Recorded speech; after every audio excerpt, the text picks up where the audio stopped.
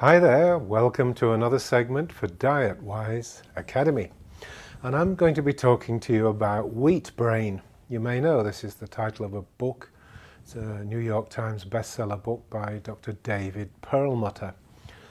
Perlmutter is a neurologist and he's given me quite a bit of knowledge and inspiration over the years. Back in the 90s, I was injecting intravenous glutathione, largely based on experiments that he did, and I got some sensational results. Parkinson's that couldn't walk were up out of wheelchairs and normal. Shy-Drager or general deterioration syndrome, disintegration, they recovered dramatically. The only thing was that they needed to have regular IVs of glutathione, which is a challenge cost-wise and also, medical care-wise. Brilliant guy. His work, of course, rather echoes mine, not the other way around. I was discovering wheat brain 40 years ago. I didn't actually use that term, but we knew that brain allergy was extremely common. Wheat was one of the commonest offenders, and it could produce widespread damaging changes from epilepsy to schizophrenia and all stations in between. I'm going to focus a little bit now on the connection between gluten, or wheat if you like, just gluten particularly, gluten and sugars, carbohydrates as a whole, and the problem of dementia. That's something that we all care about. Now you guys in DietWise Academy, you're lucky. Your chances of dementia are dramatically reduced by the fact that you're here. Dementia, Alzheimer's is an inflammatory process. You're working at reducing dietary inflammatory foods, which is where most of the trouble comes from. The only other thing I'd worry about is heavy metals and chemicals, and then things you inhale like molds, unless you've got a house dust mite allergy or feathers or whatever. You're not too worried about inhalants, but we do worry about molds because everybody breathes them and they're very widespread and very apt to sensitize a person. Now the problem is that dementia is on the rise. I'm sure you know the statistics, and part of that is this insane shift towards carbohydrates it was caused by government advisory idiots back in the 70s that said, oh, we all need to eat much more carbohydrates. Everybody's eating pastas and bread, and the nation's health and the world health has deteriorated since then just because of this. Carbohydrates are not necessary. In fact, they're very damaging, and we'd be better off without them at all, but certainly they need to be restricted, dramatically restricted. First of all, we know that there's a connection between blood sugar and dementia, and remember, a lot of starch foods do end up as blood sugar. There's this monitor, this index called glycated hemoglobin, and that's reckoned to be the #1 marker now for diabetic sugar control. It's not so much measuring blood glucose anymore. They measure this glycated hemoglobin. Well, I'd just like to point out this HbA1c, or sometimes known as A1c, it's got all kinds of names, glycated hemoglobin, but it's basically just a glycated protein. So it duplicates exactly the dangers and the damage that's going on in the rest of the body, and a lot of doctors rather stupidly overlook this important point. Because, trust me, glycation is bad news. It leads to what we call advanced glycation end products, which amusingly stands for ages, like in aging, they do age you fast. These are sugars combined with proteins. They are sticky, messy things that get in, they're implicated in arterial disease, they clog up the works, as it were. I'm just using layman's terminology. They're implicated in diabetes, as I just remarked, and certainly in dementia. These plaques that take place in the brain, Alzheimer's plaques and so on, amyloid, these are all preceded by this stuff called advanced glycation end products. They are very bad news. Now, sugar is very apt to cause the production of AGEs, and we all consume far too much sugar. I was reading some statistics the other day. The average American, admittedly they're the worst probably.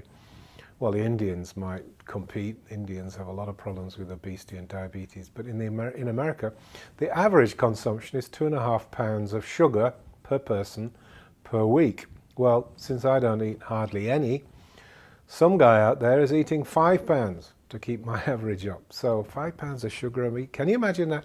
And of course some people are eating 20 pounds or more, offset by people who don't eat very much.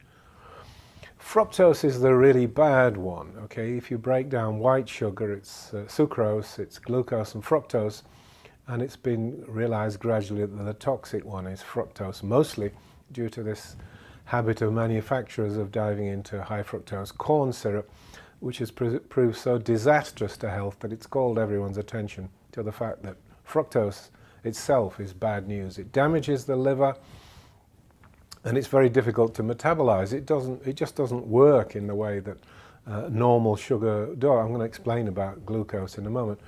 But these effects take place very quickly.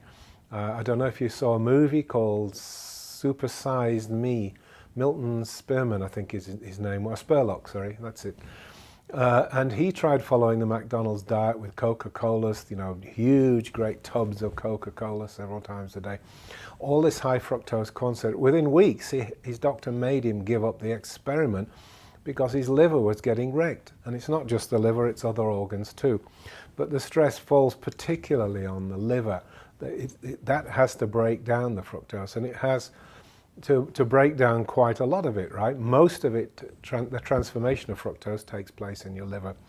With glucose, your liver has far less work to do, so in a sense it's healthier. I don't want you to think that because, you know, blood glucose when it's high is a problem to diabetics, that glucose itself is bad.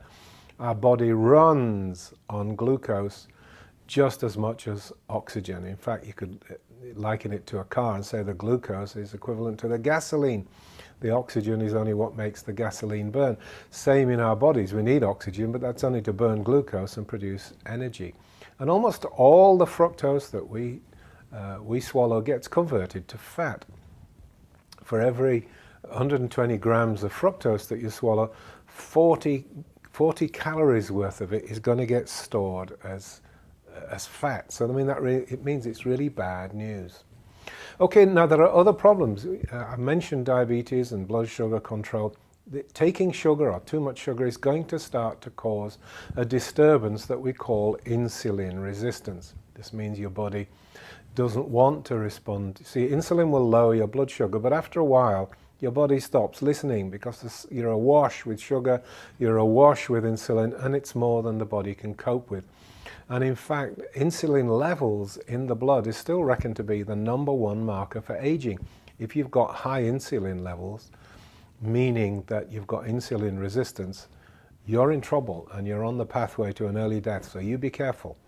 And you've got to remember that all refined carbohydrates are the equivalent of sugar. Starches in bread and things like that get broken down to sugars and glucose. Fruit gets broken down to produce fructose and glucose. So a lot of foods, and fruit juice of course is fast food, essentially it's too much sugar. Okay, we'll come to that in some time. But anyway, there's no question, and this is what I want to reinforce with you, that the presence of too much sugar and a high fasting blood sugar is unequivocally related to dementia. It's been studied carefully and papers have been produced over and over, and this is true even with people without diabetes. You know, if your blood sugar is not doing well and your insulin levels are up, whether or not you've been diagnosed with diabetes, you're in trouble. This message is for you, okay?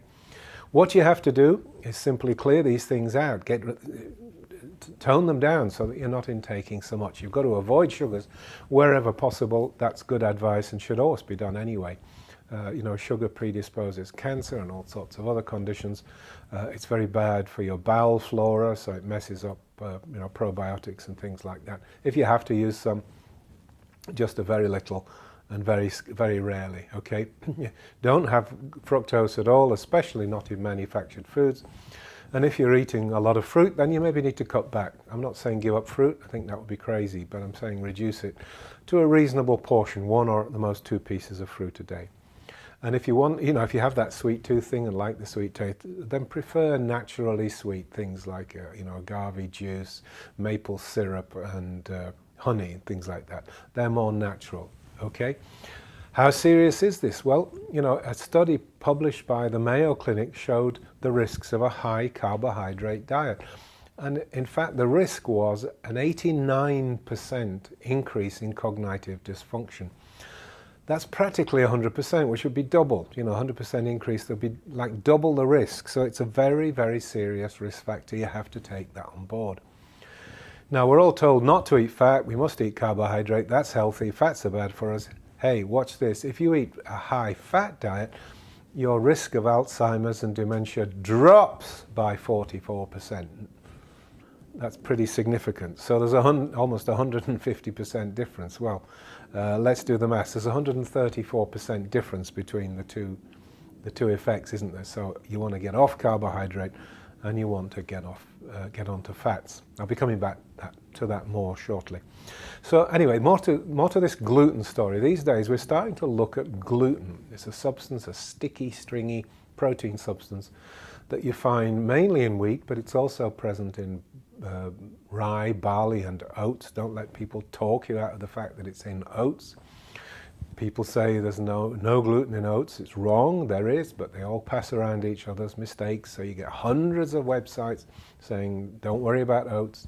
Let me tell you how you know that gluten is present, which is stringy and sticky. And if you've ever tried to draw up a spoonful of porridge gloop, oatmeal gloop, you'll see that it's very sticky and stringy. Not so much gluten, but it's there, trust me. So it's not good. Now remember, this is an important principle I teach anyway in the academy, that whole grains are not really a good option. If you have a wheat allergy, the allergy and the reaction is going to be much worse if you're eating whole grain wheat than if you're eating refined white flour. Why? Because there's more of the wheatness still left in whole grain. It's solid, pure wheat. Think of the weight of a loaf of wholemeal bread or whole wheat bread compared to white bread. One is fluff, the other one is quite dense. So you're taking in an enormous amount more of the wheat substance.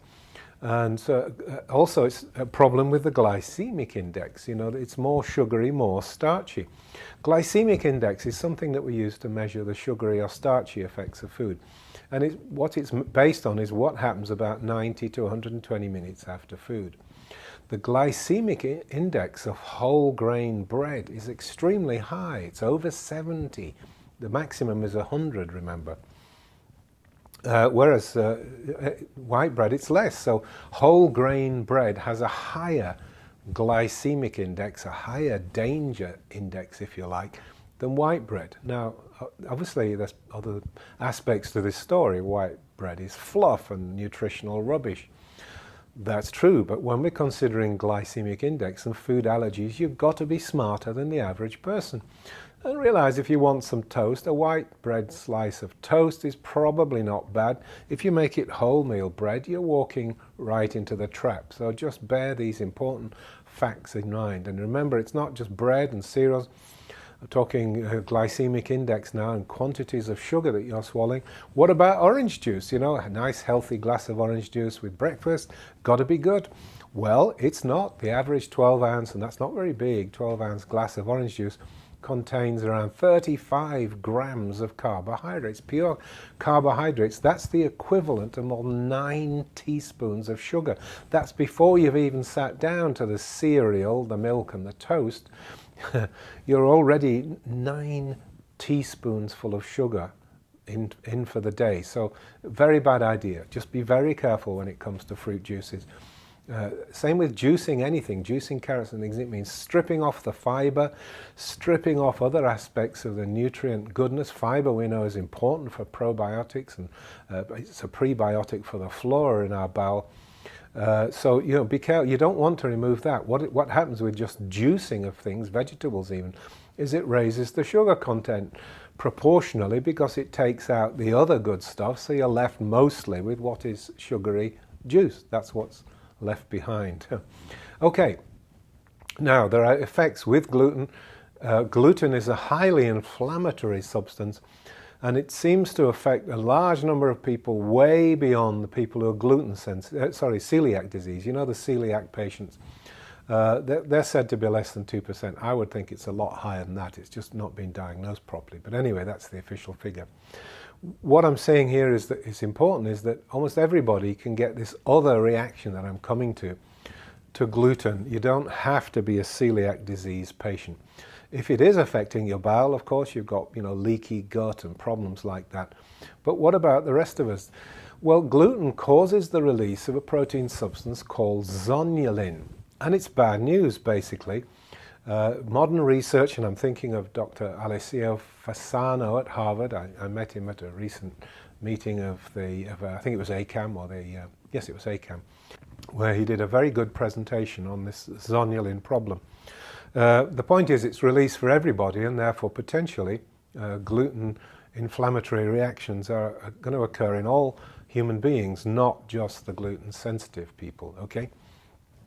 So you need to deal with this, okay? You've got to limit your intake of grains. Listen, if I had my way, most people would eat very, very few grains, if at all. There are other sorts of starches if you must, like buckwheat, or sago, tapioca, quinoa, and so on. By and large, the grains family are bad. The best of the bunch probably is rice. Relatively little trouble, but you know my saying by now, nothing is safe. You need to limit the total amount of carbohydrate intake in a day, and I would say limit it to about 60 or 80 grams. You don't have to get fanatical, and start counting how much carbohydrate there might be in a celery stick. We don't worry about that. I'm talking about the starch foods, the grains, and certain of the fruits, bananas. Did you know that the glycemic index of banana is higher than that of a Snickers bar? I have a lot of friends that have trouble taking this. They say, oh, well, it's different. Well, no, it's not. The glycemic index is an absolute measure, and it's worse for banana. Oh, yes, but banana's a more natural form of sugar. I say, yes, but it's still sugar. It still produces the damage, and the higher the glycemic index, the worse it is, and banana is higher than Snickers bar. And they don't get it. It's just prejudice. It's not scientific interest at all. What's also good is that you should add some saturated fats. Now, this is very different to the old message. It used to be, they're deadly, they will kill you. We now know that's not true, and there's tons of science, even in orthodox medicine, showing that it's just bunk. It's still around, people still believe it. You still hear this silly story, like with eggs, for example. You still see a healthy egg white omelette on the menus. It's not healthy at all. There's no relationship in any current peer-reviewed literature between cardiac disease or any other problems and egg.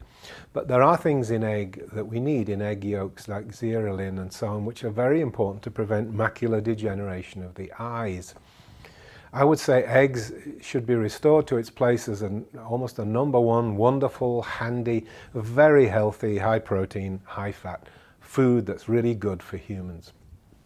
There is a big advantage to eating fats, which is that they kill your appetite. So they make these problems of cravings, and having to eat the wrong things, being desperately hungry and rushing out and doing things you shouldn't, but you're really hungry. Fats tend to get rid of that sort of reaction. They're very satisfying. They will stay in your stomach for 3 or 4 hours and prevent you having those hunger pangs and wanting to rush out. Oh, and by the way, you do live longer if you eat saturated fats. We now know that. They help your brain. Listen, the brain is about 70% saturated fat. What can be the problem with that, okay? And there are plenty of statistical studies showing that you live longer. It's an issue for longevity. While I'm here, let's just say don't forget the issues like non-diet factors like exercise and so on. Particularly important, an exercise regimen. This is a study that was published last year in the National Academy, or the Proceedings of the National Academy of Sciences, the online version. And it showed that people who did 12 months of exercise, they measured them before and afterwards, there was an increase in the hippocampus size. That's a very important protective part of the brain. Memory improved, which you'd expect if the hippocampus grows rather than shrivels, and an increase in this thing called brain-derived neurotropic factor, which simply means something that makes brain cells multiply. So you grow your brain, if you like, and with BDNF, it's a sort of brain growth hormone, if you like, for want of a better word. Very important to us, so exercise is jolly good too. And don't forget, I'll just throw this in as the last slide, vitamin D, recognize it's very important, it's very powerful in this context. Vitamin D activates over 900 genes in human physiology, and a large number of those are important for brain health. If you're interested in looking after your brain health, you must not get deficient in vitamin D. The minimum, I'm talking about D3 by the way, The minimum you should take is 2,000 units a day. I think you can safely double that to 4,000 units a day. That's what I like to take. And it'll do you no end of good if you do. Okay, well, I hope you enjoyed this little run through on the topic of gluten sensitivity, carbohydrates in your brain. It's very important. We all, we boomers want to go on living and partying forever and ever. And it's important that you look after your brain. There's no point in being around at the age of 105 if you're a cabbage, is there? Okay, thanks very much for listening. Take care.